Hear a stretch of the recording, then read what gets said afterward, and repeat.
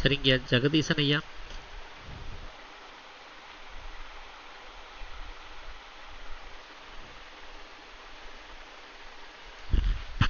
ஜெகதீசன் ஐயா. ஆத்மநமஸ்காரம். ஐயா ஆத்து நமஸ்காரங்க ஐயா. ஐயா இன்னைக்கு அந்த அறுபடை வீடுகள்ல முதல் வீடு திருப்பரங்குன்றம்ங்களாங்கய்யா.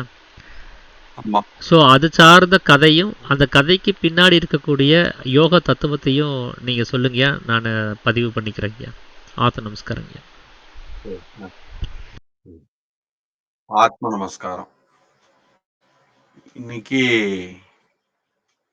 திருப்பரங்குன்றம் முதலாம் படை வீடு பத்தி பேசுறோம். அதாவது 6 படை வீடுகளை முதலாம் படை வீடுன்னு அழைக்கப்படுறது.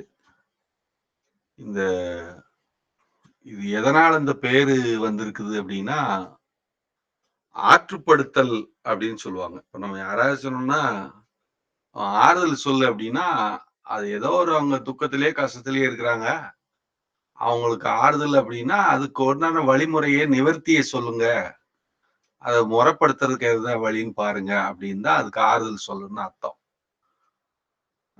அந்த மாதிரி இது ஒருத்தர் தெய்வீகத்துக்கு வர்றாரு அப்படின்னா அவங்க வழிமுறைப்படுத்துறது, வழிபடுத்தல், வழிபடுதலுக்கான ஒரு வழிமுறையை காட்டி கொடுத்தல், அதுதான் ஆற்றுப்படுத்தல்னு வரும். அதாவது முறைப்படுத்தி முறையா எப்படி போகணுமோ அப்படி அதுக்கு உண்டான வழிமுறைகளை சொல்லித் தருதல், அதான் ஆற்றுப்படுத்தல். அப்போ அந்த ஆற்றுப்படுத்தல் ரீதியில திருமுருகாற்றுப்படை அப்படின்னு ஒரு நூல் நக்கீரரால செய்யப்படுகிறது. அது எப்படி பழைய பத்துப்பாட்டுங்கிற நூல்கள் அடிப்படையில அது வருது. அந்த வரிசையில அது வருது. பத்துப்பாட்டு எட்டு தொகை நூல்கள் சொல்லாமல அதுல பத்துப்பாட்டுல திருமுருகாற்றுப்படை வருகிறது. அதை இயற்றியவர் நக்கீரர்.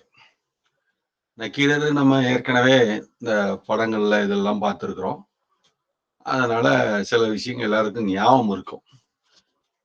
சமீபத்துல ஏதாவது பேசுறதா இருந்தா கூட நம்ம நடைமுறை வாழ்க்கையில நக்கீரர் மாதிரி கேள்வி கேட்குறீங்களே அப்படிம்பாங்க. அப்புறம் ரொம்ப துல்லியமாவும் சரியாவும் இருக்கணும் அப்படிங்கிற நோக்கம் இருக்குது அப்படின்னு.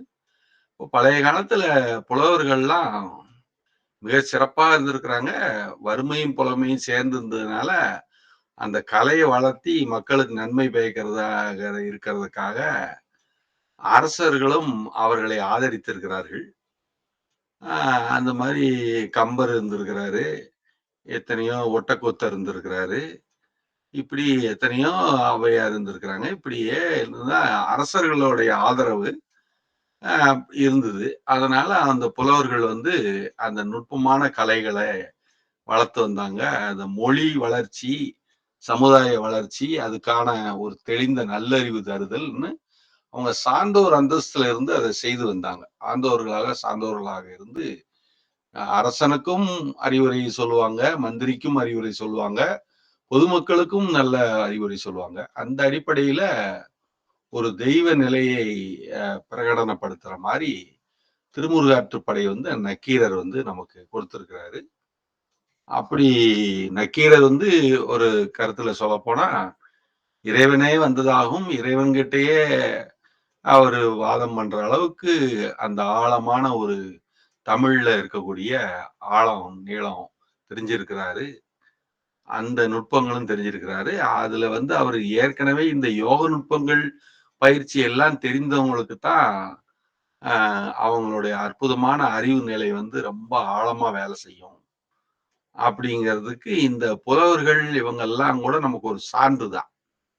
இப்ப சாதாரணமா ஏதோ கவியரசரு, கவிப்பேரரசு இப்படி எல்லாம் சொல்றோம். ஆனாலும் ஏதோ அவங்களும் அவங்க மனசுல உள்ள ஆழ்ந்து போய் ஏதோ முடிஞ்சத சொல்றாங்க. ஓரளவுக்கு நல்லாதான் இருக்குது. அதுவும் இந்த சினிமா சொல்லக்கூடாது, இருந்தாலும் பொதுவா சொல்றேன்.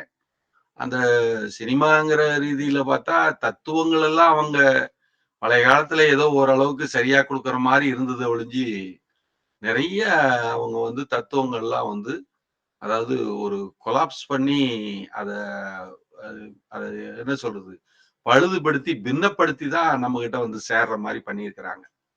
அதனால எக்கச்சக்கமா அந்த சினிமா தான் சமுதாய சீரழிவு ஒழுங்குமுறையோட கெடுதலுக்கும் காரணமா அமைஞ்சது.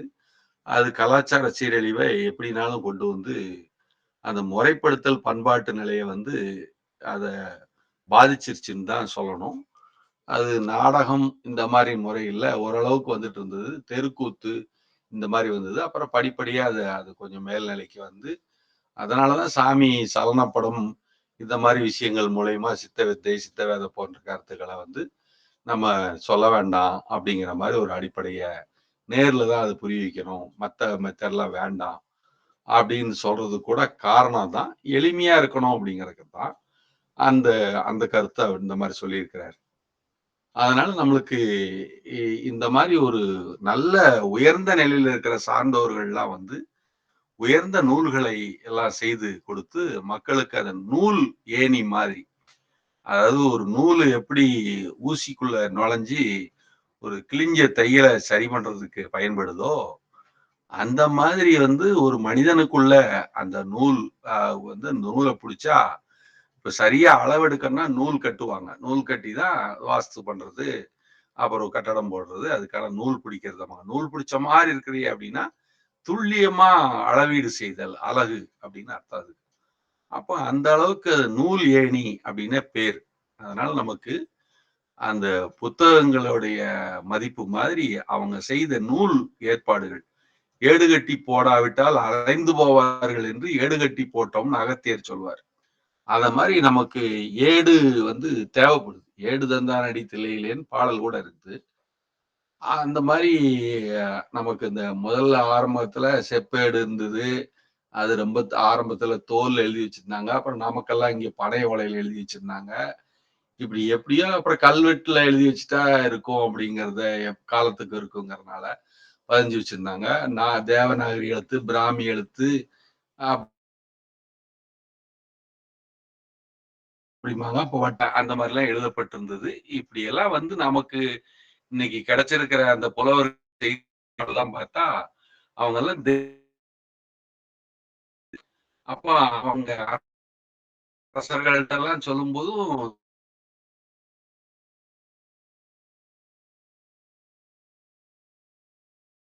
முனிவர்கள், ரிஷிகள், முனிவர்கள்லாம் கூட அந்த எந்த மாரி இருந்தாங்களோ, கிட்டத்தட்ட இவங்களும் அந்த மாரி தான் வாழ்ந்திருக்கிறாங்க. அதனால சாதாரணமா அவங்கள இப்ப இருக்கிற கவிஞர்களுடைய நடைமுறையோடயோ ஒப்பிடாது. அதெல்லாம் அவங்க பேர் உண்மையா அறிந்து கொண்டோம்.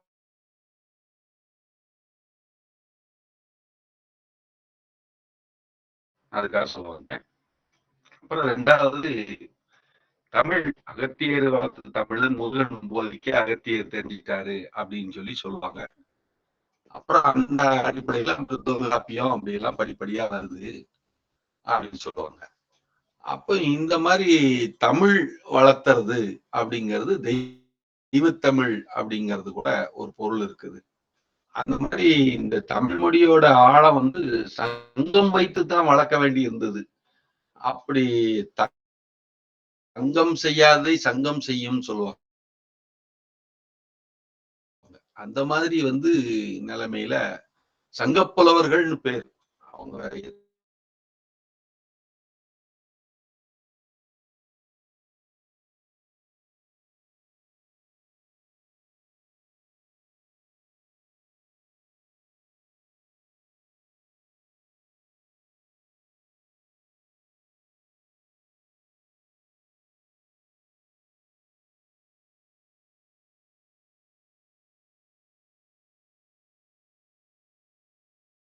சொல்லுவாங்க. 5வதா கூட ஒரு ஒரு முயற்சி நடந்தது. மதுரை மீனாட்சி அம்மன் கோவில்ல இருக்கக்கூடிய அந்த தடாகம். அதாவது உள்ள இருக்கிற நீர்நிலை. அதுலதான் நக்கீரர் அதாவது பொற்றாமரை குளம்னு சொல்லுவாங்க.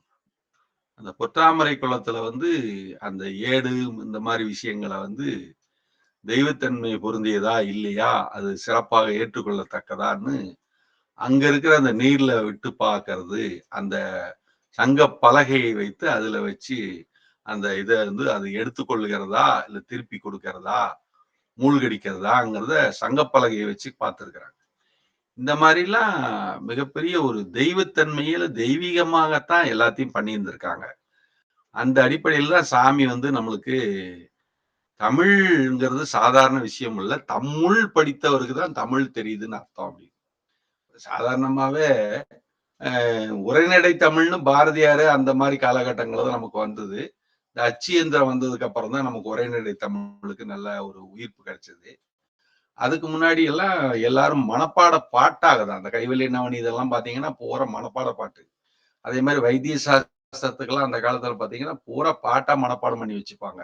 கவிதை நயத்துல தான் வச்சிருந்தாங்க. அப்படி என்ன உங்களுக்கு வேணும்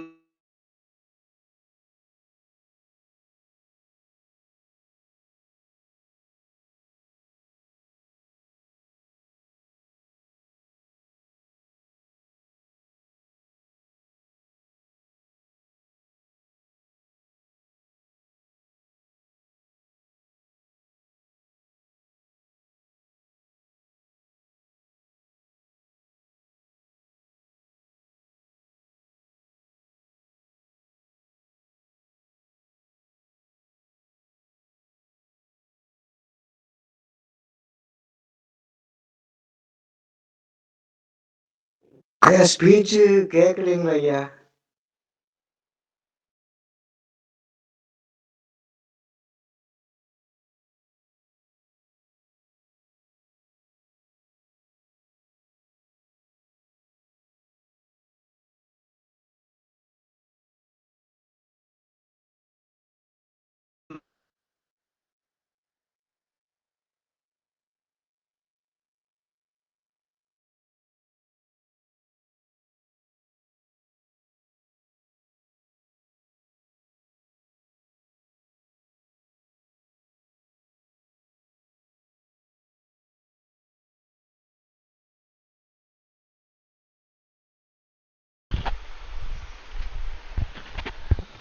ஐயா கிட்ட பேசிட்டேங்க ஐயா, உள்ள வரேன்னு சொன்னாரு.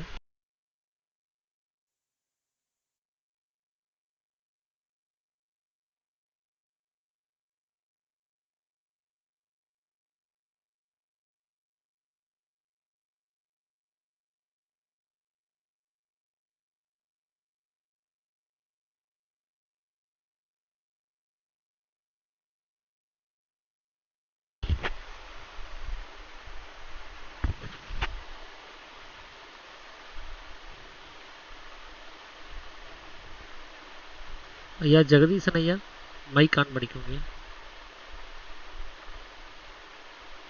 கேக்குதுங்களா? இப்ப கேக்குதுங்கய்யா. அதான் அந்த செய்யுள் நடையில தான் நமக்கு வைத்திய சாஸ்திரத்துல இருக்கிற நூல்கள், பாடல்கள் இதெல்லாம் வைத்திய சாஸ்திரம் தெரிஞ்சுக்கணும்னாலும் கூட அந்த அந்த மாரி தான் வச்சிருந்திருக்கிறாங்க முதல்ல ஆரம்பத்துல. அது மாரி எதா இருந்தாலும் செய்யுள் நடையில தான் பாடலா தான் கவிதையா தான் பண்ணியிருந்திருக்கிறாங்க. அப்போ உரைநடை இதெல்லாம் வந்து பின்னால தான் வந்தது. அதாவது அச்சு இயந்திரம் வந்ததுக்கு அப்புறம் தான் நமக்கு உரைநடை தமிழ். அது குறிப்பா பாரதியார் காலம் எங்க ஊர் பக்கத்துல கோயில்பட்டி பக்கம் எட்டயபுரம் இருக்குது. அங்க அந்த இருக்கிற பாரதியாரோட காலத்தெல்லாம் வந்து அவர் தான் கொஞ்சம் புது கவிதையும் ஊக்குவிச்சாரு. அப்புறம் உரைநடை இதுக்கும் அவர் தான் வழிகாட்டுனார்ன்னு சொல்லுவாங்க. அப்புறம் தமிழுக்கு ஆற்றிய தொண்டுன்னு பார்த்தா நெறைய பேர் செஞ்சிருக்காங்க. இந்த யு அ யுவிஎஸ் அப்படின்னு பார்த்தோம்னா, உவே சாமிநாத ஐயர்ம்பாங்க. அவர்லாம் தமிழுக்கு ஆற்றிய தொண்டுலாம் பார்த்தா நெனச்சு பார்க்க முடியாது. ஏன்னா, அந்த ரசனை தன்மை சுக்கிரன்ங்கிறது கணக்கு வருது. யுங்கிறதுக்கு 6ஆம் நம்பர் வரும். விங்கிறதுக்கு 6ஆம் நம்பர் வரும். இந்த நியூமராலஜில பார்த்தா. 6, 6 12, 12 3 15, எஸ்ஸுக்கு 3 நம்பரு. கூட்டுனா 6. அது சுக்கிரன் கம்ப்ளீட்டா. அப்ப அவருக்கு டோட்டலா வந்து அவர் சுக்கிரனோட ஆதிபத்தியம் இருந்ததுனால, கலை, ரசனை அதனுடைய நுட்பம். அதாவது சந்திரன் மதின்னு சொன்னா, சுக்கிரன் வந்து நுண்மதி அப்படின்னு சொல்லுவாங்க. அந்த மாரி கூட நம்ம அத பார்க்கிறோம். என்ன? அதனால இதுக்கு நம்ம இந்த குருங்கிற நட்சத்திரத்துக்கு சந்திரனுக்கு பக்கத்துல பார்த்தீங்கன்னா, எப்பவுமே வந்து அந்த வெள்ளி வந்து சின்னதா வெள்ளி நட்சத்திரம் தெரியும். அதான் சுக்கிரனோட நட்சத்திரம்பாங்க. அதாவது அறிவுன்னு இருந்தா அப்புறம் நுண்ணறிவும் இருக்கும் அப்படிங்கிறது தான் அர்த்தம்.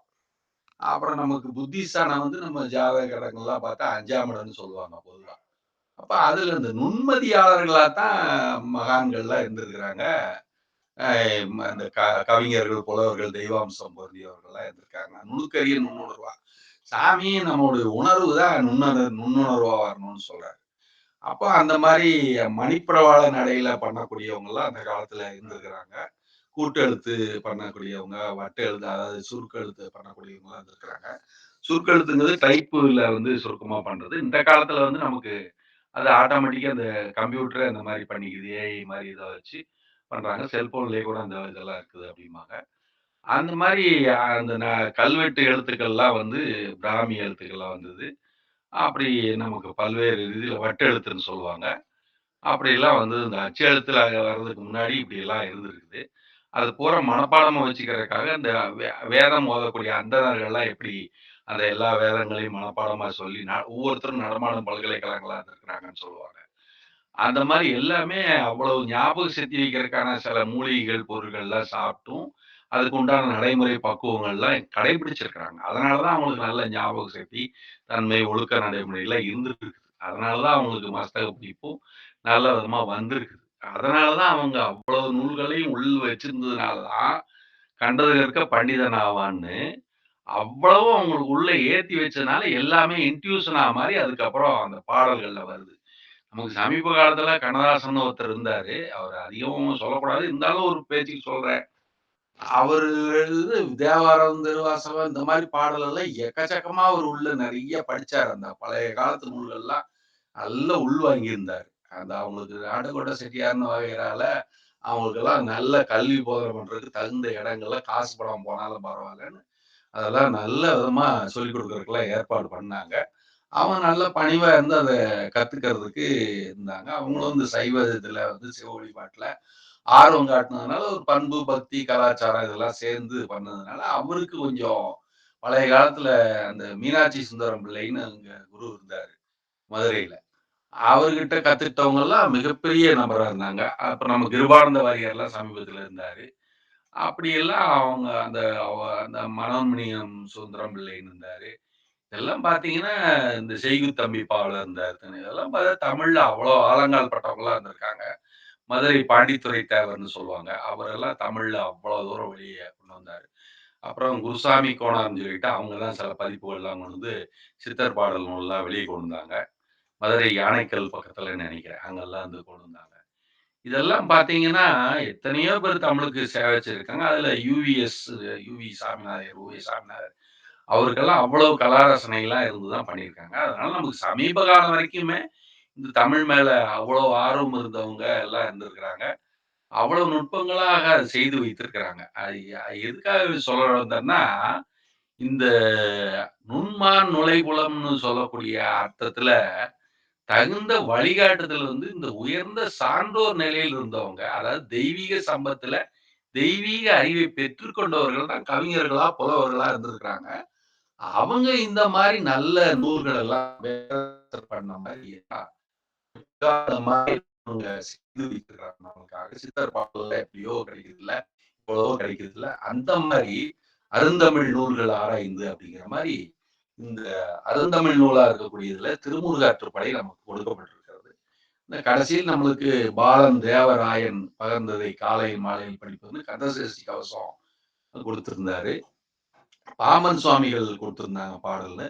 அப்புறம் வண்ணாச்சரபம் தண்டபாணி சுவாமிகள்னு அவ்வளவு பாடல். அதெல்லாம் நமக்கு அதிகம் கிடைக்கல. கொஞ்சம் தான் கிடைக்குது. அப்புறம் அருணகிரிநாதர் திருப்புகழ். அதுல 16,000மோ சில்லறையோ என்னமோ தான் கிடைச்சிருக்குதுங்கிறாங்க. அதுவும் பாக்கியெல்லாம் கிடைக்கலங்கிறாங்க. அதெல்லாம் பாடல்லாம் பார்த்தா நெனச்சு பார்க்க முடியாது. அப்புறம் வெள்ளிபுத்தர் பாரதம்பாங்க. இந்த மாரிலாம் பார்த்தா, தமிழ்ல நூல்கள்லாம் கணக்கு வழக்கே இல்ல. வளையாபதி, குண்டலகேசி, சிவகசிந்தாமணி எல்லாம் நெனச்சு பார்க்க முடியாது. இப்போ சிலப்பதிகாரம்லாம் வந்திருக்குது அப்டின்னா, கண்ணகி அங்க தங்கியிருக்காங்க, கோவலன் கண்ணகி அப்டின்னா, மதுரைக்கு பக்கத்துல கடச்சனேந்தல்னு ஒரு ஊர் இருக்குது. அது பக்கத்துல தான் அந்த பாழடைஞ்சு அந்த வீடு கூட இன்னைக்கு கூட கண்ணகி வசித்த வீடெல்லாம் இருக்குதும்பாங்க. அப்ப எதுக்குன்னா, அங்க சமணர்கள், அந்த படுகைகள்லாம் இருக்குது. அப்ப அது சம்மந்தப்பட்ட அந்த கோயில்கள், அந்த மலைகள் எல்லாம் பக்கத்துல இருக்குது. இது யானை மாரி நீளமா இருக்கும். அங்கெல்லாம் தங்கி இருந்திருக்கிறாங்க, வச்சிருக்காங்க. அப்போ அந்த சிலப்பதிகாரத்த இது பண்ணுவோம். இளங்கோவடிகளும் அந்த இத சேர்ந்தவர் தான். அப்ப அந்த அடிப்படையில தான் இப்ப எங்க பார்த்தாலும் சமயம், மதம், சம்பிரதாயம்ங்கிறது அந்த காலத்திலயும் அந்த சார்பு நிலையில இருந்து தான் மொத்த வாழ்க்கையும் எவ்வளவு பணக்காரனா இருந்தாலும், ஏழையா இருந்தாலும், அந்த கலாச்சார சார்பு அப்படிங்கிறது இருந்திருக்குது. அப்ப அந்த அடிப்படையில இப்ப நமக்கு திருப்பரங்குன்றத்திலேயே வந்து ஜைன இதெல்லாம் அவர்கள்லாம் வாழ்ந்ததுக்கான ஒரு அடையாளம்லாம் இருக்குதுங்கிறாங்க. அப்ப தொல்பொருள் ஆய்வுத்துறையினர் நிறைய ஆய்வு செய்திருக்கிறாங்க. அப்புறம் எப்படியோ வேற யாரோ ஒரு துறவியோ வந்து சிக்கந்தர் பாட்ஷா அப்படின்னு சொல்லிட்டு யாரோ ஒருத்தர் வந்து இருந்ததுனால, அங்க அவருக்கு கூட ஏதோ ஒரு கட்டடம் மேல உச்சியில இருக்குதும்பாங்க. அதே மாரி மேல திருப்பரங்குன்றம் மலை மேல வந்து விநாயகர் இருக்கிற இடத்துல தான் தீபம் ஏத்துனாங்க அப்போ. அப்படின்னு சொல்லி வருஷம் வருஷம் ஏத்துறதா அது பழகிட்டு இருந்தாங்க. வெள்ளைக்காரன் வீட்ல இருந்து அப்படி செஞ்சிருக்காங்கன்னு சொல்லுவாங்க. அங்க மேலேயும் ஒரு விநாயகர் அடையாளமா வச்சிருக்காங்க. மேலேயே ஒரு சிவன் கோயில் இருக்குது அப்படிம்பாங்க. அது மேல இருக்கிற சிவன் கோயில் மேற்கு முகமாக இருக்கிறதா சொல்லுவாங்க. கீழ இருக்கிற முருகன் கோயில் வந்து குகை அ மெத்தேட்ல பண்ணக்கூடியது. அந்த குகை மெத்தேட்ல பண்ணக்கூடியது அப்படின்னா, குகைவரை கோவில்ம்பாங்க. அந்த மெத்தேட்ல பண்ணியிருக்கிறாங்க. அதாவது மலைய வெட்டி கொடைஞ்சு பண்றது. அப்ப அது வந்து கிழக்கு முகமா இருக்குது. கோபுர வாசல், ராஜகோபுர வாசலும் கிழக்கு முகமா தான் இருக்குது அப்படிம்பாங்க. அப்ப அந்த சூரிய வெளிச்சம்லாம் உள்ள படுற மாரி, நல்ல குளிர்ச்சியா இருக்கிற மாரி, நல்ல அமைப்பு. தவம் பண்றதுக்கான கோயில். அது மாரி எத்தனையோ குகைகள்லாம் இருந்தது. அதுல எத்தனையோ மகான்கள்லாம் பல குகைகள்லாம் இப்ப மூடி இருக்கிறாங்க. அப்புறம் உள்ள இருக்கிற அந்த குகைகள் வந்து பல்வேறு இடங்களுக்கு, கோயில்களுக்கு, தலங்களுக்கு, ஊர்களுக்கு போகக்கூடியது. சுரங்கப்பாதைகள்லாம் நெறைய இருந்திருக்கிறதா சொல்றாங்க. இப்போ அந்த அடிப்படையில நம்மளுக்கு மேல ஒரு தீர்த்தம் கூட இருக்குது. மலை மேல ஏறி போகும்போது. அதுல வந்து மீன் வந்து இருக்கிறதா சொல்றாங்க. இப்ப ஏன்னா திருப்பரங்குன்றத்துல மச்சமுனி சமாதி இருக்கிறதா ஒரு கருத்து நிலவுகிறது. அப்ப மேல இன்னைக்கும் அந்த மீன் வந்து அங்க இருக்கிறதா சொல்றாங்க. அந்த மேல அந்த தண்ணி இருக்குது அப்படிங்கிறாங்க. அதே மாரி கீழயும் தீர்த்தம் இருக்குது. அதுல பக்தர்கள்லாம் சரவண பொய்கைன்னு சொல்லி சொல்றாங்க. அப்ப இதெல்லாம் வந்து ஒரு முறையா அமைக்கப்பட்டிருக்கு. அப்ப இதெல்லாம் அமைக்கப்பட்டிருக்குது என்னன்னு கேட்டீங்கன்னா, இப்ப நம்மளுக்கு வந்து 5 பஞ்சபூதம்ங்கிறத ஒரு தன்மை வந்து சாமி நமக்கு சொல்லுவாரு. மேல முதல்ல ஆகாசம் இருக்குது.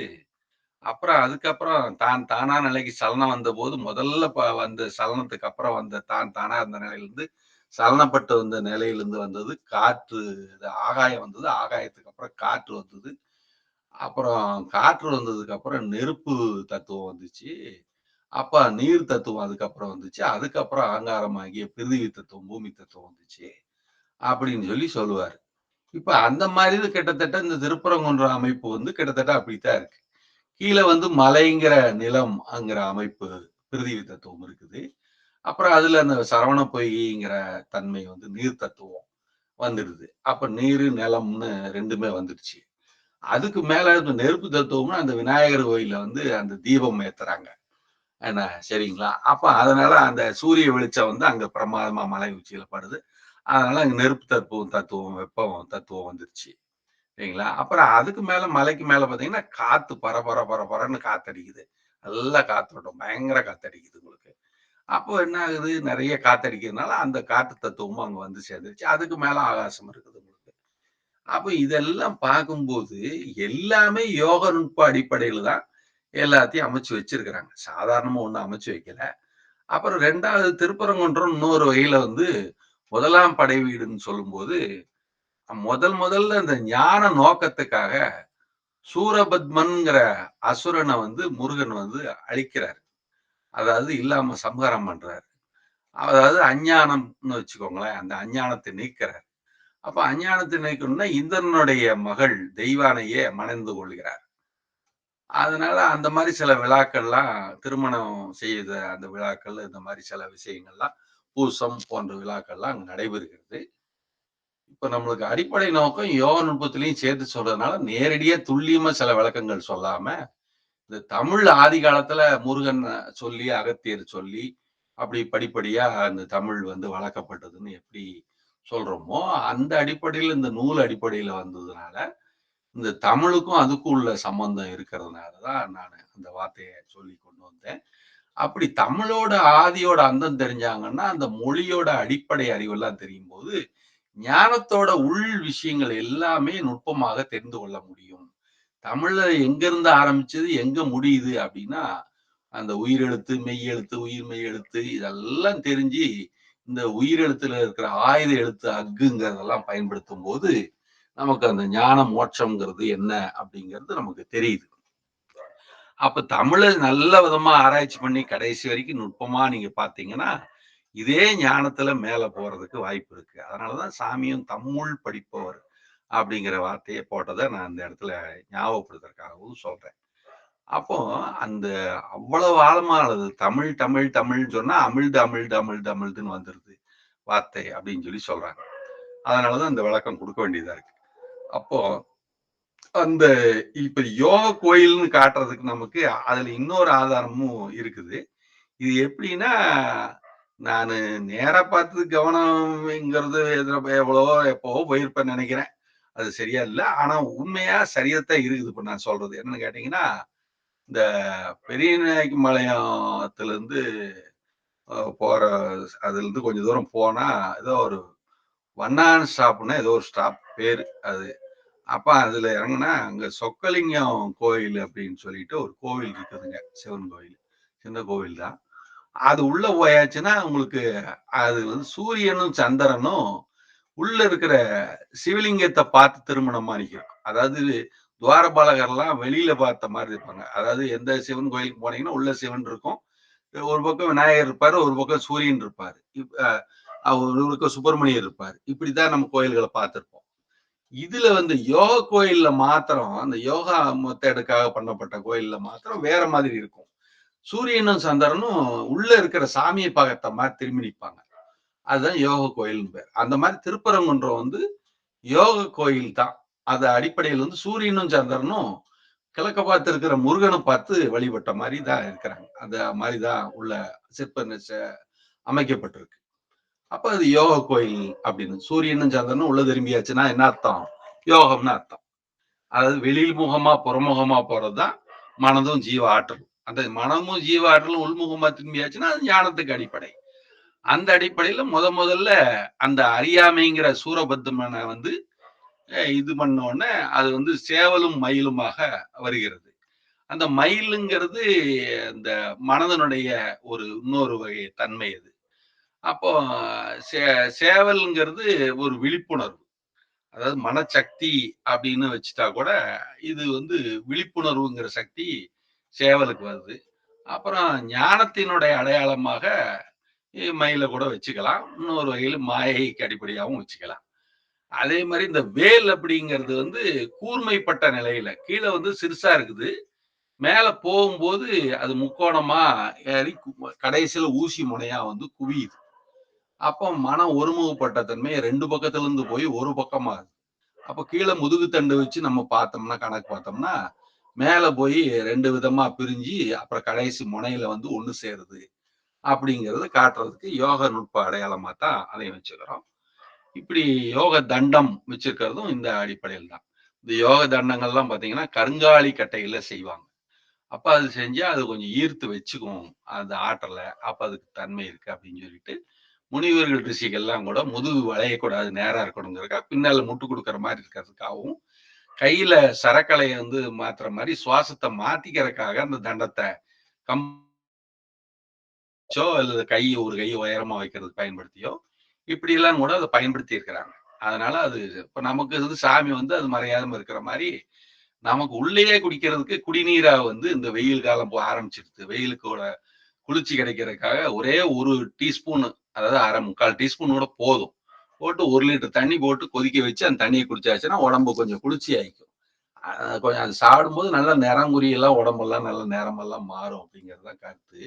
உடம்புக்கு நல்லது தான். ஆனா அதே நிலையில ஜீரகம் எப்படி பொன் வறுவல் வறுத்து வச்சு போட்டு யூஸ் பண்ணணும் அப்படிம்பாங்க. அதுவும் 1 சிட்டிகைக்கு மேல யூஸ் பண்ணக்கூடாது 1 லிட்டர் தண்ணிக்கும்பாங்க. கேரளாலாம் போனா அந்த கருங்காலி தண்ணி குடிப்பாங்க, குடிநீர் தண்ணி. ஆனா அதிகமா யூஸ் பண்ணக்கூடாது. அதுதான் முக்கியம். எதுலயுமே கொஞ்சம் நம்ம ரொம்ப கவனமா இருக்கணும். அளவுங்கிறதுல ரொம்ப ஜாக்கிரதையா இருக்கணும். அப்ப கம்மியான அளவுல நம்ம யூஸ் பண்ணா தான், அது நம்ம உடம்பு குளிர்ச்சி நார்மலா இருக்கும். அப்போ வாசி பண்றதுக்கு நல்லா இருக்கும். அதிகமா எந்த குளிர்ச்சியும் பண்ணக்கூடாது. அதிகமா சூடும் பண்ணக்கூடாது. எல்லாம் கரெக்ட்டா நிதானமா அளவா இருக்கணும். அதுதான் சரியானது. அப்போ அந்த திருப்பரங்குன்றம் குகை கோயில் வந்து யோக முறை கோயிலாக கருதப்படுகிறது.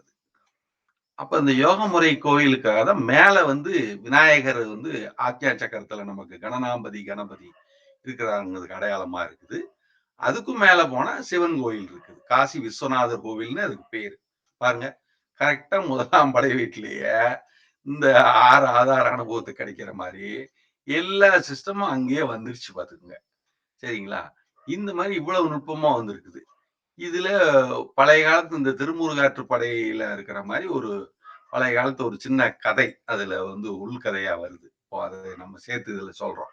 இப்ப தெய்வானை வந்து சூரபத்மனை அது பண்ண தெய்வானைங்கிற ஞானம் முதல்ல தேவ ஞானம், அதாவது தெய்வத்தன்மையை போகணும் அப்படிங்கிற ஒரு தூண்டல் இருக்கு இல்லையா? அதுதான் தெய்வ யானை. அதைத்தான் மணமுடிக்கிறாருன்னு வருது. சரிங்களா? அப்படி மணமுடிச்ச இடம் திருப்பரங்குன்றம் அப்படின்னு சொல்லிட்டு அந்த மகிழ்ந்து அந்த ஞானத்துக்கான பாதையில ஆரம்பிக்கிறது அப்படிங்கிறது அத அந்த சூரபத்மனுங்கிற அறியாமை நீக்கின உடனே அப்புறம் ஞானம்ங்கிற தெய்வானையை இந்திரனுடைய மகளை வந்து திருமணம் செய்துக்கிறாரு அப்படிங்கிறது தான் அதோட தாத்பரியம். அப்புறம் அந்த அடிப்படையில அந்த சூரபத்மன் வந்து மயிலா வந்துடுறாரு, சேவலா வந்துடுறாரு அப்படிங்கிறது. அப்போ முருகனே வந்து என் மனம்தான் இருக்கிறார், மனத்துல தான் இருக்கிறாரு அப்படின்னு சொல்லுவாங்க. என் மனமே முருகனின் மயில் வாகனம் அப்படின்னு சொல்லி, என் மனமே முருகனின் மயில் வாகனம்னு பாடல் கூட இருக்கு. அப்புறம் இந்த மாதிரிலாம் இருக்கிறதுனால அந்த மகிழ்ந்த இடமாக திருப்பரங்குன்றத்தில் நீ சிரித்தால் முருகா திருத்தணி மலை மீதுன்னு எதிரொலிக்கும்னு அந்த ஒரு கருத்தை கூட சொல்றாங்க. அந்த அமைதி அடைஞ்ச இடம் அப்படிங்கிறதுக்காக இந்த பாடல்கள்ல சொல்றாங்க. இப்ப அந்த அடிப்படையில் நம்மளுக்கு இந்த திருப்பரங்குன்றம் முழுக்க முழுக்க யோக கோயிலா தான் பார்க்கப்படுது. அப்புறம் அந்த ஞான எழுச்சி அதுதான் வந்து சூரபத்மனை அழிச்சிட்டு இருக்கக்கூடிய நிலையில அந்த ஞான எழுச்சி ஊக்கம்தான் அவர் முன்னேறாரு. அப்போ அந்த ஆக்ஞா சக்கரமான மேல்நிலை இந்த பஞ்சபூத தன்மைங்கிறத அனுபவத்துல பட்ட மேல்நிலை வந்து பெறுகிறாரு அப்படிங்கிறத நமக்கு வந்து சேருது அதுல. அப்போ இது படிப்படியா இந்த யோக நுட்பங்களை பார்க்கும்போது கீழே எப்படி சரவண பொய்கையில முருகன் வந்து நெற்றிக்கண்ல இருந்து தோன்றியவர், சிவனுடைய நெற்றிக்கண்ல இருந்து தோன்றியவர் அப்படின்னு அடிப்படையில வந்து அதை கார்த்திகை பெண்கள் ஒண்ணு சேர்த்து வந்ததாக சொல்லுகிறது. அந்த அடிப்படையில் தான் வருது. இப்ப நமக்கு ஒரு தேங்காய் இருக்குதுன்னு வச்சுக்கோங்க.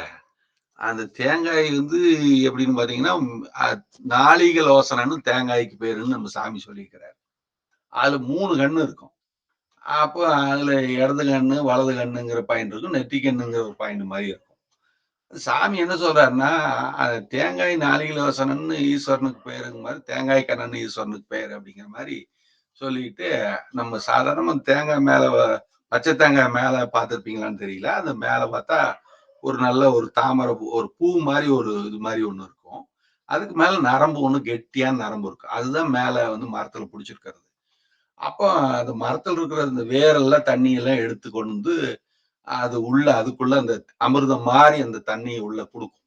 அதுதான் இந்த தேங்காய் வந்து அமிர்தமாக உள்ள ஏறுறது. அப்போ வந்து சூரியன், சந்திரன் இந்த 2டோடைய தன்மையும் அந்த இலைகள் இதெல்லாம் பட்டு, அந்த ஆற்றல சூரியனோட ஆற்றலும், சந்திரனோட ஆற்றல்ல எடுத்துத்தான், அது உள்ள அந்த நரம்பு ஒளிய தான் குடுக்குது. ஒரே நரம்பு தான் பாத்துக்கங்க. சுஷும்னா நாடி மாரி.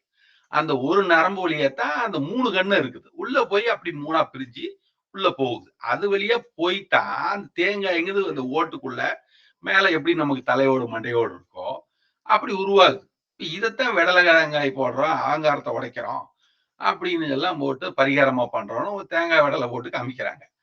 அதுல ஆண் மூடி, பெண் மூடின்னு சொல்லிட்டும் கூட அந்த மாரி சொல்றாங்க. அதாவது அந்த கண் இல்லாத இடத்த வந்து ஆண் மூடினும், அந்த கண்ணு இருக்கிற இடத்த வந்து பெண் மூடினும் அப்படி வச்சுக்கிறாங்க. அது இந்த சைடு பெருசா இருந்தா நல்ல யோகம். அந்த சைடு இருந்தா யோகம் இல்ல. 2ம் சேர்ந்துட்டு அ உடையாம இந்த நடுவுல தேங்காய் பூரா அப்படி இருந்து சிரட்டை மட்டும் கழண்டு இருந்தா அது ஒரு யோகம். ஒரு துண்டு தெரிச்சு போய் தனியா கிடைச்சதுன்னா அது ஒரு யோகம். இப்படியே எத்தனையோ அதுல சும்மா ஒரு அடையாளத்துக்காக தேங்காய் அழுகி போகக்கூடாது. அப்படி மாரி இப்படி எல்லாம் ஏதோ அவங்க மனசுக்கு தகுந்த மாதிரிலாம் என்னென்னமோ சொல்லிக்கிறாங்க.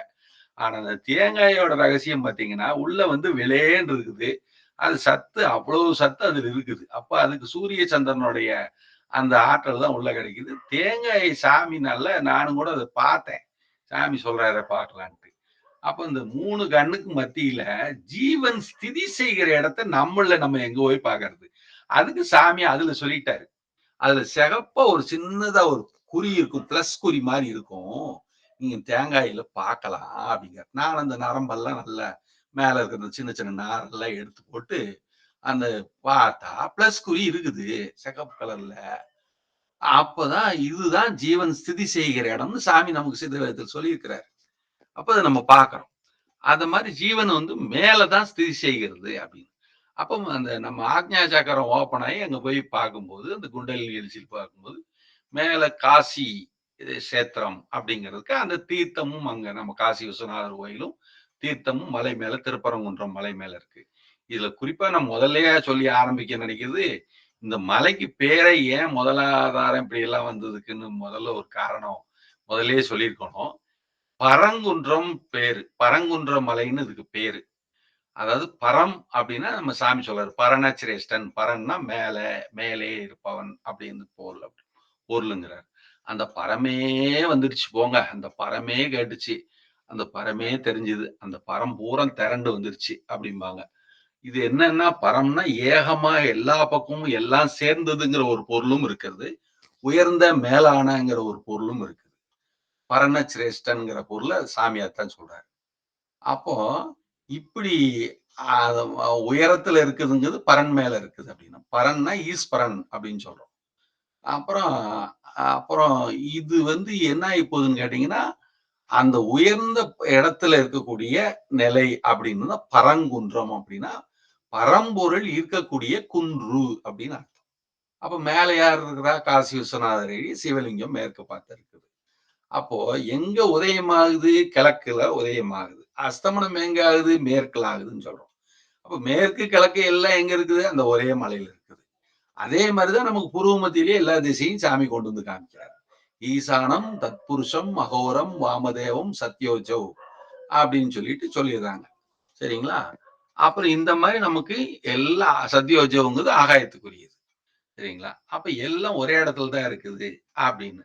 இப்ப சதுரகிரி மலைன்னா, இங்க ஒரு சதுரகிரி மலை எங்களுக்கு ஸ்ரீவில்லிபுத்தூர் பக்கம் இங்க ஒண்ணு இருக்குது. அந்த கிருஷ்ணன் கோயிலோ ஏதோ ஒண்ணு சொல்லுவாங்க. அங்க இறங்கி போகணும் அப்படிம்பாங்க. அப்புறம் வத்தலகுண்டுல இறங்கி அங்க இருந்தும் போவாங்க சதுரகிரி மலையில. அப்புறம் அங்க ஒரு கோயில் இங்க சேலம் இருக்குது. அங்க ஒரு சதுரகிரி இருக்கும்பாங்க. இதுவும் சதுரகிரிங்கிறாங்க, அதுவும் சதுரகிரிங்கிறாங்க. எப்படின்னு பார்த்தா, அங்க கொல்லிமலை இதெல்லாம் இருக்குது அங்க. இங்கேயும் அந்த மாரி எத்தனையோ 32, 36 சித்தர்கள் வாழ்ந்ததுக்கான அடையாளமான குகைகள்லாம் அங்க இருக்கிற பளிங்குகள் அவங்கலாம் கூட்டு போய் மலைவாசல் பார்த்தா பார்க்க முடியும். 1 மாசம் ஆகும் சுத்தி பார்க்கறதுக்கு அப்படிங்கிறாங்க. அதே மாரி கொல்லிமலை மேலலாம் போயிட்டா திசையே தெரியாதும்பாங்க. அந்த மாரி எத்தனையோ இதெல்லாம் இருக்குது. இப்ப இங்கேயும் சதுரகிரின்னு தான் பேர் வச்சிருக்காங்க. அங்கேயும் சதுரகிரின்னு தான் பேர் வச்சிருக்காங்க பாருங்க. அதே மாரி இந்த முருகன் கோயிலுக்கு இங்க கணக்கே கிடையாது எவ்வளவோன்னு. இந்த ஆறுபடை வீடு மெயின் அப்படிங்கிறதுனால வச்சிருக்காங்க. சிவன் சேத்திரம் 1008 இருக்குது. குறிப்பிட்ட இடங்களுக்கு மட்டும் தான் ஒரு முக்கியத்துவமா ஓரளவுக்காவது மினிமம் போட்டுமே அப்படிங்கிறதுக்காக சொல்லி வச்சிருக்காங்க. அப்புறம் இது மாரி சைவ சித்தாந்தத்தோட சேர்ந்தது அப்படின்னாலும், அசைவம் சாப்பிடுறவங்களும் முருக பக்தராக இருக்கிறாங்க அப்படிங்கிறது தான் கருத்து. அந்த நேரத்துக்கு ஒண்ணும் விரதம் மட்டும் இருந்துக்கிறாங்க அப்படிங்கிறது கருத்து.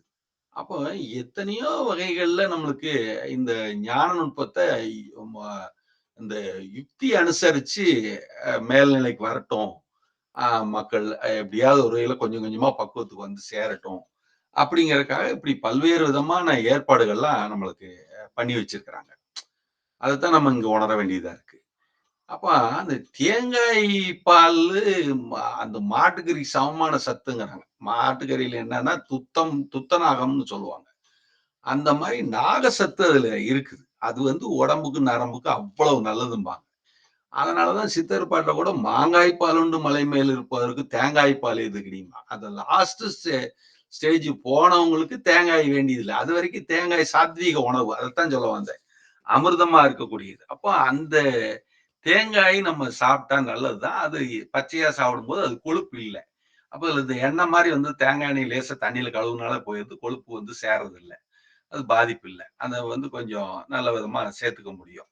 அந்த மாரி நமக்கு சாமி சொல்ற ஒரு வச்சனம் கூட சொல்லியிருக்காரு. இந்த எரிசேரி அப்படிம்பாரு. அதுவும் கூட இந்த தேங்காய் பால் இதெல்லாம் சேர்த்து பண்ற ஒரு விஷயம் தான். சொல்லுவாங்க. அந்த ஓணம் பண்டிகைக்கு அந்த மாரி பண்ணுவாங்க அப்படின்னு சொல்லுவாங்க. அது விளக்கம் குடுக்க முடியல. அப்ப இந்த மாரி தேங்காய் சத்த நம்ம இது பண்ணுவாங்க. இதுல தேங்காய் பச்சையா திங்கவும், வதக்குறது அந்த அரைச்சு தாளிச்சு ஊத்தும்போது வதக்கிறது அதுதான் பிரச்சனையே ஒழிஞ்சு, பச்சையா சாப்பிடுறது எவ்வளவோ நல்லது. கொஞ்சம் தேங்காய் சத்து எலும்புக்கு பலம், அவ்வளவுக்கும் பலம். இந்த மாரி சாத்வீக ஆகாரத்துல நம்ம அதனால சாமிக்கு தேங்காய் பழம் உடைக்கிறது. அப்ப சாமி கண்ல பட்டா தேங்காய் பழத்தோட போய் மனுஷர் கண்ல பட்டா கஷ்டம் தப்பிக்க முடியாது அப்படிம்பாங்க. அதனாலதான் விடல போட்டு இந்த மாரி சில விஷயங்கள குறிப்பா சொல்றாங்க. பலி குடுக்கறதுக்கு பதிலா இந்த மாதிரி சொல்றாங்க. அப்ப இந்த தேங்காய்க்கு அந்த சூரிய சந்திரனுடைய ஆற்றல் எடுத்து உள்ள குவிக்குது. அதுதான் அமிர்தமா கெட்டியா தாது உணர்ந்து உணர்வு உண்டாகும் மாதிரி அந்த முழுமைத்தன்மையை அடைகிறது. அப்படித்தான் நம்மளுக்கும் உள்ள இருக்கிற அந்த சத்தா வந்து அது கெட்டியா ஆகணும் அப்படிங்கறதுக்காக தான் சாமி சித்த வேதம், சித்த வித்தை பயிற்சி குடுத்து நமக்கு மேல்நிலை காட்டுறதுக்கு வழிகாட்டி இருக்காரு அப்படிங்கிறது தான் சொல்றேன். அப்ப அது காசி விஸ்வநாதர்ன்னு சொல்லக்கூடியது அந்த நெற்றிக்கண்ணு தான். அங்கதான் காசி. நெற்றிக்கண் இருக்கிற இடம் தான் காசி.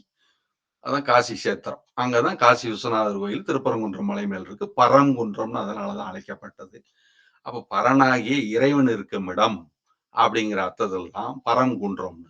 அதுல எத்தனையோ குகைகள்லாம் எத்தனையோ காலங்கள்ல நிறைய பேர் தவம் செய்திருக்கிறாங்க. அந்த தவம் செய்யறதுக்கான வாய்ப்பெல்லாம் அங்க இருந்திருக்குது. அதனாலதான் இன்னைக்கு அதெல்லாம் சில பல குகைகள், பாதைகள்லாம் சுரங்கப்பாதைகள்லாம் இருந்திருக்கு. அடைபட்டு போச்சு. ஒரு சில இடங்கள் மட்டும் லேசா இருக்குது. அப்போ நல்ல தவபூமியாத்தான் அது இருந்திருக்குது. அப்படி நல்ல இயற்கையான காற்று இதெல்லாம் இருக்கிறதுக்கு இப்போ நம்ம குளியல்னா எத்தனையோ சூரிய குளியல் வந்து வெள்ளைக்காரன் போடுறாங்க. நம்ம சூரிய குளியல் அதிகம் பண்றதில்ல. இருந்தாலும் விட்டமின் டி கிடைக்கிறதுக்காக மாலையில நமக்கு அந்த சூரிய வெளிச்சம் மேல படுற மாதிரி இருந்தா எல்லா வைட்டமின்ஸும் சூரியன்ல இருந்து தான் கிடைக்குது. அதனால அப்படி பண்ணலாம். அப்புறம் நமக்கு காலையில இந்த இயற்கையான ஆறு, குளத்துல குளிக்கிறது நல்லது அப்படிம்பாங்க. அதே மாரி காற்று குழியிலும் போடலாம். அப்படி இந்த மலை பிரதேசங்கள்லாம் போனீங்கன்னா, உங்களுக்கு அந்த காற்று வந்து நல்லா பரபரன்னு மேல உயரத்துல தான் வீசும். அதனால தான் "குன்று இருக்கும் இடமெல்லாம் குமரன் இருக்கும் இடம்" அப்படின்னு சொல்லி போட்டு சொல்லுவாங்க. அப்ப குன்றூர் ஆடல் அப்படிம்பாங்க. அது மாரி நெறைய இடங்கள்ல தோரணமலை முருகன் கோயில்னு இங்க செங்கோட்டை தென்காசி பக்கத்துல ஒரு கோயில் இருக்குது. அப்புறம் திருமலை கோயில்னு ஒரு கோயில் இருக்குது. இதெல்லாம் மலை மேல நெறைய கோயில்கள்லாம் எக்கச்சக்கமா இருக்கு. குறிஞ்சி முருகன் கோவில்ம்பாங்க. ஆமா, மருதமலை கோயிலுங்கிறாங்க. மருதமலை எங்களுக்கு இப்ப 7வது படை வீடுன்னு ஒரு பாடல்ல சும்மா சொல்லுவாங்க. இப்படி எல்லாம் கூட இருக்கு. மருதமலையில வந்து பாம்பாடி சித்தர் வச்ச இடம் அப்படின்லாம் சொல்லுவாங்க. இப்படி எல்லாம் சொல்லி வரும்போது நமக்கு இந்த யோக ஞான நுட்பத்துக்காக தான் இவ்வளவும் சுத்தி வளைச்சு சொல்றாங்களே ஒழிஞ்சு, வேற ஒரு காரியமும் இதுல இல்ல. அப்போ குறிப்பா வந்து அந்த நுட்பத்த வந்து பக்தி முறையில கொண்டு வந்திருக்கிறாங்க. அப்படிங்கிறது தான் நமக்கு இது அடிப்படை.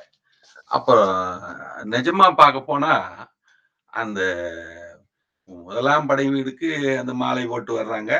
அப்புறம் 2ஆம் படை வீடு அப்படின்னு சொல்லும்போது, சுவாதிஷ்டானம்னு சொல்லிட்டு திருச்செந்தூர சொல்றாங்க.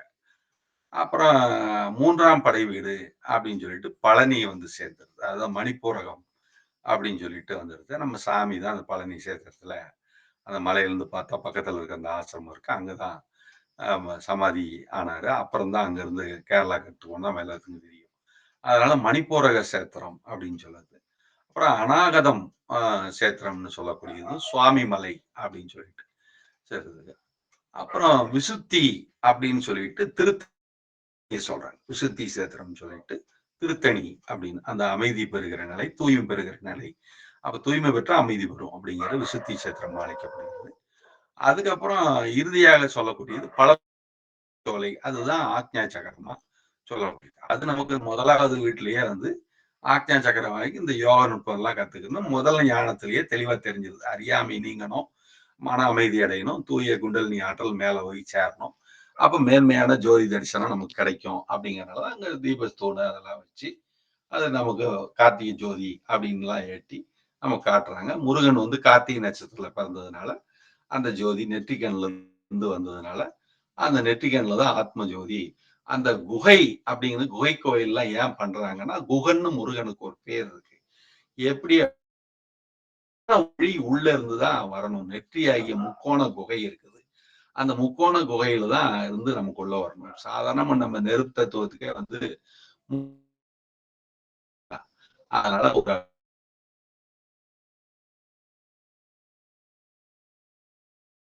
குகை இருக்குது. அதுல வெள்ளியை உருக்கி வார்த்தது போல இருக்கும்.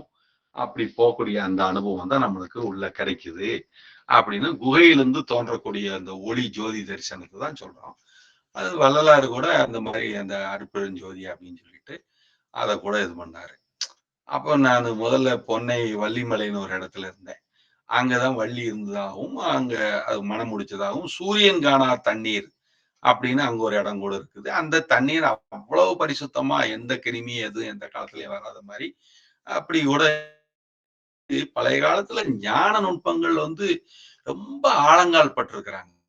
எல்லாத்தையும் செவ்வையாவும், செம்மையாவும், ரொம்ப நுட்பமாவும் செய்து சாதிச்சு வச்சிருக்கிறாங்க. அதனாலதான் அந்த குகை கோயில் அப்படிங்கிறதுல தவம் பண்றதுக்கெல்லாம் ஒரு சிறப்பா இருக்கும் அப்படிங்கிறது அடிப்படையிலாவும், நம்ம நெற்றிங்கிற குகைக்குள்ள போய் தான் இந்த உண்மையை தெரிஞ்சு கொள்ள முடியும் அப்படிங்கிறதுக்காகவும் குகை கோயில் வடிவத்துல குகன் முருகன் அப்படின்னு சொல்லிட்டு நமக்கு சொல்றாங்க. இப்ப அதுக்கு 6 முகம் அதுக்கு இருக்குது. 12 அதெல்லாம் வந்து அடுத்தடுத்து வரக்கூடிய சில கருத்துக்கள நான் சொல்றேன். இப்ப சாதாரணமாவே 6 முகமான பொருள் நீ அருளல் வேண்டும். ஆதி அருணாசலம் அமர்ந்த பெருமாளேன்னு அருணகிரிநாதர் பாடுவாரு. இப்போ அ இப்போ நம்ம சாதாரணமா வந்து பல விஷயம் இருக்குது. இது தமிழ்ல வந்து பாருங்க. எழுத்து ஃபர்ஸ்ட்டு. அப்புறம் வந்து சொல். அப்புறம் சீர். எழுத்து, சொல், சீர். அப்புறம் அதுக்கப்புறம் வண்ணம். அப்புறம் வந்து பதம். அப்புறம் அர்த்தம். இந்த 6. இந்த 6 தன்மையிலயும் நமக்கு இருந்தா தான், அதோட உண்மையான அர்த்தம் சரியா தெரிஞ்சுக்க முடியும். அப்படிங்கிறது தான் 6 முகமான பொருள். 6 வகையில தமிழ நம்ம புரிஞ்சுக்கிட்டா தான், சரியா பொருள் கொள்ள முடியுங்கிறது தான் அவரு அப்படி சொல்றாரு. அப்புறம் அந்த மாரி தான் நம்மகிட்ட இந்த மனத்துக்கு, ஜீவனுக்கு இருக்கக்கூடிய இந்த தன்மையில 6 விதமான தன்மையில நம்ம அத உணரும்போது தான், ஃபைனல் ஸ்டேஜ்ங்கிற 7வது தன்மையை நம்ம போய் சேர முடியும் அப்படிங்கிறது தான் எங்கள் முருகனுக்கு 6 படை. கடைசி அதே குண்டலினி ஆற்றல் தான் முருகன். என்ன? அப்ப இப்பொழுது எங்கள் முருகனுக்கு 7 படை, 7 படைன்னு சொல்லிட்டு, அந்த பாடல்ல கூட கவிஞர் தன்னை ஒரு சாமர்த்தியமா நல்லா காட்டுறார். ஒரு விளக்கம் சொல்றாரு. அப்படிதான் நம்ம புரிஞ்சுக்கணும். அப்ப இந்த திருமுருகாற்றுப்படை வந்து ஆற்றுப்படுத்தல்ங்கிற ரீதியில, பக்தர்களுக்கு வழிகாட்டுற ரீதியில, அந்த மலைய பத்திலாம் சொல்லுவாங்க. அந்த கதையத்தான் லேசா சொல்ல வந்தேன். அப்புறம் எங்கேயோ போயிட்டேன். அ பேர்ச்சி கொஞ்சம் கோர்வை இல்லாம இருந்ததுக்கு மன்னிச்சுக்கங்க. இருந்தாலும் விஷயங்கள கரெக்ட்டா தான் கொண்டு வரேன்னு நெனைக்கிறேன். அப்புறம் அந்த ஒரு 999 பேர ஒரு பூத சக்தி வந்து அந்த திருப்பரங்குன்றம் மலையில ஒரு குகையில அடைச்சு வச்சிருது. அப்புறம் கடைசியா வந்து அ நக்கீரர் போறாரு. நக்கீரர் போனோனே அவரையும் புடிச்சு அந்த குகைக்குள்ள போட்டு 1000 மாத ஆளா போறாரு. அவரையும் புடிச்சு அடைச்சு வச்சிருது. அப்புறம் அவரு வந்து முருகனுடைய புகழ் இதெல்லாம் வச்சு ஒரு பாட்டு பாடுறாரு முருகன் மேல. அப்ப முருகனுடைய தெய்வீக ஆற்றல் அங்க வெளிப்படுது. அப்ப வெளிப்பட்டு அந்த பூத சக்திய ஒடுக்கிருது. ஒடுக்கி அத இல்லாம அழிச்சுது. அப்புறம் அடிச்சதுக்கு அப்புறம் அத்தன பேரும் விடுதலை ஆகுறாங்க. விடுதலையாயி அப்புறம் அவங்கவங்க இதுல நல்ல தன்மையா ஆயிடுறாங்க. இப்படி ஒரு கதை வந்து சொல்லப்படுது. இப்ப இந்த கதைக்கான அடிப்படை காரணம் என்னன்னு கேட்டீங்கன்னா, அந்த 999 அப்படிங்கிறது இவருடைய எண்ணங்கள். எண்ணங்கள் தான் 999. 1000 எண்ணம் ஓடுது அப்படிம்போம்ல. அந்த மாதிரி ஒரு கதையில எண்ணங்கள். அப்ப எண்ணங்கள் இந்த பூதம்ங்கிறது ஆசை, காமம், குரோதம், லோபம், மதம், ஆச்சரியம் இந்த மாரி எல்லாம் குணங்கள். இதெல்லாம் இந்த பூதம் தான் அந்த பூதம் ஆசைங்கிற பூதம் தான் அந்த எண்ணங்கள அவ்வளவு எண்ணங்கள வச்சிருக்குது.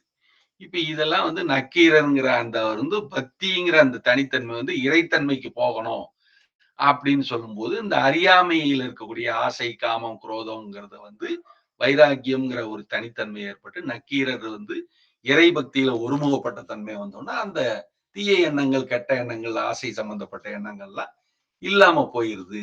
அ அப்ப தெய்வீகம் பிரசன்னமாச்சு.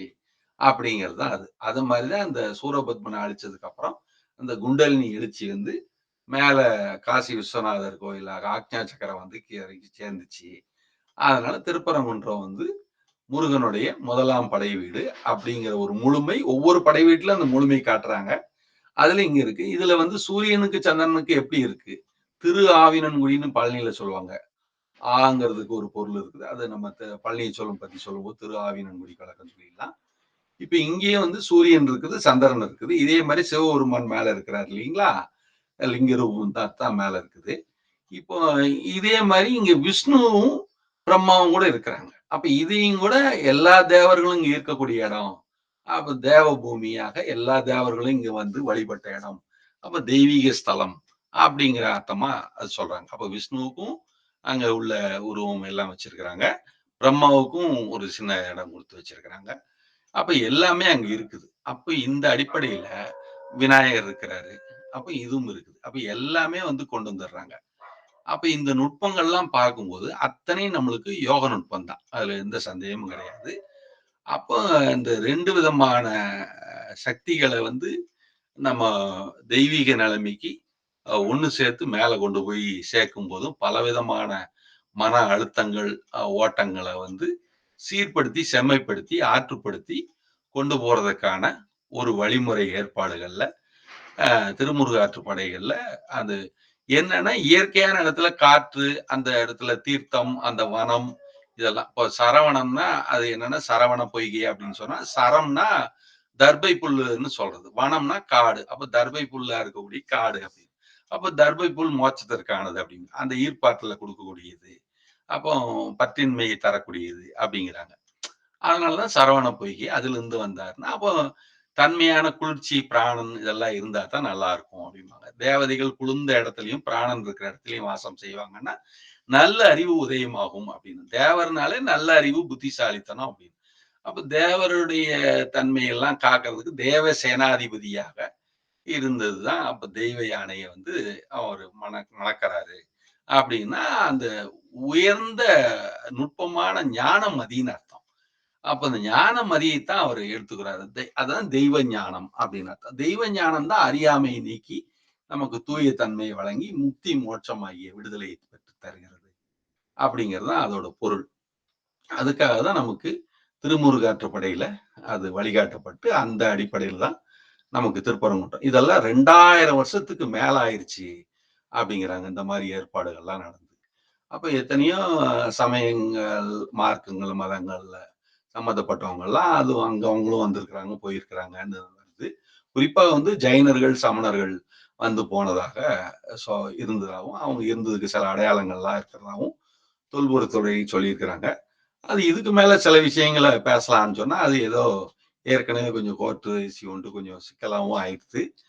அமைதியா தான் போயிட்டு இருந்தது. அந்த உள்ளூர்காரங்கள்லாம் கூட அது சேஃப்டியா அந்த மலைய பாதுகாக்கிறேங்கிற ஒரு குரூப் எல்லாம் கூட இருந்திருக்கிறாங்க. அவங்க எல்லா ஜாதி, மதம் எல்லாத்தையும் கலந்து அதெல்லாம் சகஜமா தான் இருந்திருக்கிறாங்க. இது ஏதோ தற்சமயமா ஏதோ ஒரு சின்ன மனசு பிரச்சனையினால அங்க ஒரு சின்ன தவறு நடந்த மாரி சமீப காலத்துல நமக்கு செய்தி வந்து சேர்ந்தது. இப்ப எல்லாம் அமைதியாகி இன்னும் அப்படியே அமைதியா வந்துரும்னு நம்புறோம்.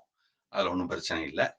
இப்போ நம்ம பிரதமரே வந்து அங்கெல்லாம் வந்துட்டு போயிருக்கிறதாவும், அத நல்லா பாராட்டி அத உயர்ந்த நிலைக்கு நல்லா வரும் அப்படிங்கிறத சொல்லியிருக்கிறாங்க. அப்படியெல்லாம் வந்து இந்த பக்தர்கள்னு இருக்கக்கூடிய இடத்துல தான் இதெல்லாம் எப்போதும் தங்கி இருக்குது. பக்தர்கள வச்சு தான் எல்லாமே அப்படிங்கிற தெய்வீக தன்மை அப்படிங்கிறது. அப்ப அந்த அடிப்படையில நமக்கு இப்போ ஆறுபடை வீடுக்கு முன்னால போறவங்கலாம் கம்மியா இருந்தாங்க. இப்போ மனிதனுடைய தேவைகளும், சூழ்நிலைகளும் அதிகமானதுனால, பக்தியும் அதிகமாயி தெரிஞ்சோ, தெரியாமலோ ஏதோ அவங்க எல்லா இடத்துக்கும் போணும். ஆறுபடை வீட்டுக்கு அருகே போயிட்டு வந்துட்டா ஏதோ நமக்கு நன்மை இருக்குது அப்படின்னு மனசுல நெனச்சு போறாங்க. அந்த அடிப்படையில கொஞ்சம் பக்தியா இருந்து, விரதமா இருந்து, அந்த நேரங்கள்லயாவது இந்த சிகரெட் அடிக்காம இருக்கிறது, அப்புறம் ட்ரிங்க்ஸ் யூஸ் பண்ணாம இருக்கிறது, அப்புறம் ரொம்ப தவறான நடவடிக்கைகள், மாமிசம், அசைவம் எதுவும் அசைவம் சாப்பிடாம இருக்கிறது. இந்த மாரி சில குடும்பங்கள்ல நல்ல தன்மையா நடந்துக்கிறது. இப்படி சில பக்குவத்துக்காக எப்பவும் கோயிலுக்கு மாலை போட்டு போற மாரி விரதம் வந்து இந்த அறுவடை வீட்டுக்கு போயிட்டு வர்றாங்க. அந்த நேரத்துல குறிப்பான வேஷ்டி கட்டு சாமி அப்படிங்கிற மாரி முருகா அப்படின்னு பேசிக்கிறாங்க. இப்படி எல்லாம் கூட மக்களுக்கு வந்து பண்பாடும், கலாச்சாரமும் வந்து ஒரு நல்ல தன்மை மனிதன்ட்ட வருவதற்கு யுக்தி அனுசரணையாக நக்கீரர் போன்ற மகான்களும், பல்வேறு மகான்களும் செய்து வச்ச ஏற்பாடாகும். சன்மத ஸ்தாபிதத்துல நம்மளுக்கு வந்து இந்த கௌமாரம் அப்படிங்கிற சாகுது. அதுதான் முருக பக்தி இயக்கத்த சொல்லக்கூடியது. அந்த அடிப்படையில நம்மளுக்கு சாமி வந்து கிருத்திகை நட்சத்திரத்துல நமக்கு பொறந்திருக்கிறாரு. கிருத்திகை நட்சத்திரத்துல சூரியன் வந்து 1ஆம் நாள் அதெல்லாம் வந்து சூரியன் உச்சம் நிலையை பெறக்கூடியது மேஷ ராசி. காலபுருஷனோட தலையில இருக்கக்கூடியது. அந்த அடிப்படையில கிருத்திகை நட்சத்திரத்த முருகனுக்கு பொதுவா சொல்லுவாங்க. கார்த்திகையில விரதம் இருப்பாங்க. கார்த்திகேயன்னு பெயரெல்லாம் இருக்குது. இது போக வந்து விசாக நட்சத்திரத்துக்கு வைகாசி விசாகத்துக்கும் முருகனுக்கும் தொடர்பு இருக்கும்பாங்க. இந்த மாரி ஒவ்வொரு காலகட்டங்கள்லயும் ஒவ்வொரு விதமான விழா, பங்குனி உத்திரம், பூசம் இந்த மாரி சிறப்பான விழாக்கள்லாம் கூட நெறைய கொண்டாடுறாங்க. எப்படியாவது அந்த கலாச்சார அமைதிய உற்பத்தி பண்ணி தெய்வீக தன்மைய அவங்க மறந்துறக்கூடாதுங்கிறதுக்காக விழாக்கள் அதெல்லாம் வச்சு தெய்வத்தன்மை பொருந்தியவர்களாக மனிதர்கள் வாழட்டும் அப்படிங்கிறதுக்காக சிறப்பாக செய்து வச்ச இந்த ஏற்பாடுல முதலாவது மூலாதாரம்னு சொல்லக்கூடிய இந்த பூமி தத்துவம் அப்படிங்கிறத அடிப்படையிலையும், முதலாவது ஆதாரம்னு சொல்லக்கூடிய மூலாதாரம் அப்படிங்கிற அடிப்படையில் காசி விஸ்வநாதர் ஆக்ஞா சக்கரம் மேல இருக்கக்கூடிய அந்த பூரணமாக இருக்கக்கூடிய நிலையிலையும் நமக்கு இந்த 6 ஆதார அனுபவங்கள் அப்படிங்கிறதுக்காகவும் இந்த திருப்பரங்குன்றம்ங்கிறது நமக்கு புரியுது. அப்ப இதுல நமக்கு சங்கத்தமிழ் அப்படிங்கிறது தான் ஒரு மிக முக்கியமான ஒரு பாயிண்ட். ஏன் அப்படின்னு சொன்னா, அத்தனை விதமான கலாச்சாரங்களும் தெளிவும் நமக்கு தமிழ் நூல்ல இருந்து தான் ஆதாரமா கிடைச்சிருக்குது.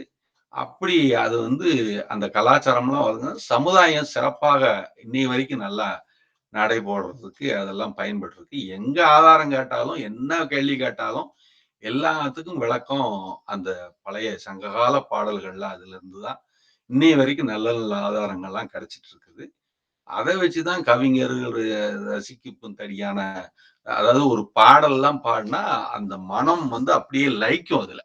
அந்த மாதிரி சொல்லு விஷயம் எல்லாம் சொல்லும் பொருளும் என நடமாடும் துணைவருடன் புல்லும் பரிமள பூங்கொடியே அப்படின்னு பாடல் அபிராமி பற்று பாடுறார்.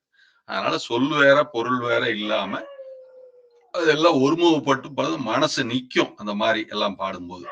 அதனாலதான் அந்த மனசை நிக்கிறதுக்கு மனோலயம் பண்றதுக்காகவும் அந்த தெளிவு பெறுவதற்காகவும் அதனால பெறக்கூடிய ஆனந்தத்தை பெறுவதற்காகவும் தமிழ் அமிழ்தம் மாதிரி அதாவது தமிழ்ங்கிறது சொல்லும் போதே காதுல தேன் வந்து பாயுது அப்படின்னு பாரதியார் சொல்லுவார். யாம் அறிந்த மொழிகளிலே தமிழ் மொழி போல் இனிதாவது எங்கும் காணோம் அப்படிம்பாரு. பல மொழிகள் அவர் கற்று வச்சிருந்தாரு.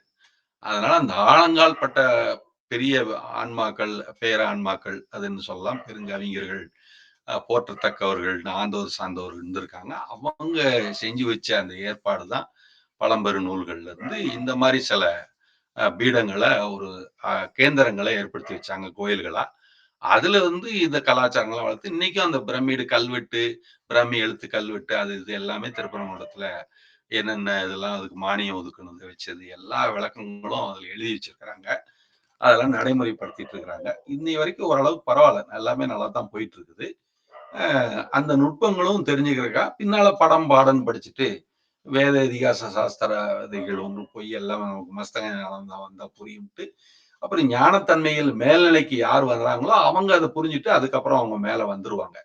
அதுக்காக தான் இப்படி எல்லாம் பல ஏற்பாடுகள் பண்ணி வச்சிருக்காங்க. அதுல இன்னைக்கு முதலாவது ஆதாரமாக திருப்பரங்குன்றத்தை பார்த்திருக்கிறோம். இது ஒரு புது முயற்சியில இருக்கு. ஏதாவது குற்றம் குறை இருந்தா பெருசா எடுத்துக்க வேண்டாம், பொறுத்துக்கொள்ளுங்கள் கேட்டுக்கொண்டு அடுத்து நாளைக்கு முடிஞ்சதுன்னா சுவாதிஷ்டானம் திருச்செந்தூர் 2வது ஆதாரத்தை பத்தி பேசலாம் அப்படின்னு சொல்லிட்டு இன்னைக்கு இதோட ஓரளவுக்கு சரியா இருந்திருக்கும் நம்புறேன். நிறைவு செய்கிறேன். ரொம்ப நன்றிங்கய்யா. நமஸ்காரம். நிறையா டீட்டெயிலுங்க, நிறையா டீட்டெயில்ஸ் கொடுத்துருந்தீங்க. அது இன்னும் 2-3 முறை இதை நம்ம கேட்கும் போது தான் இது நல்லா பதிவாகிற மாதிரியான அந்த விஷயங்கள் அவ்வளோ இருக்குது அதில். ஆமாங்கய்யா, ரொம்ப நன்றிங்கய்யா. எங்களுக்காக நீங்கள் நேரம் ஒதுக்கி இந்த விவரங்களை எங்களுக்கு தெரியப்படுத்தினதுக்கு. நமஸ்காரங்க.